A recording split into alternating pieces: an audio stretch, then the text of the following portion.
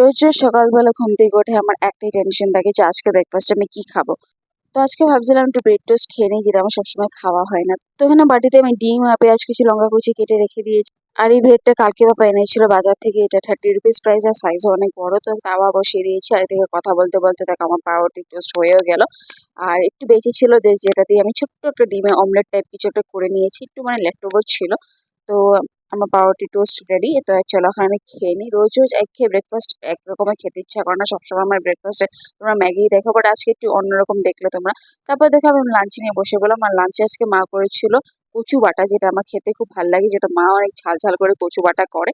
তারপরে দেখো বিকালবেলা আমি নিয়ে নিলাম ছানা, যেটা মা আমাকে করে দিল।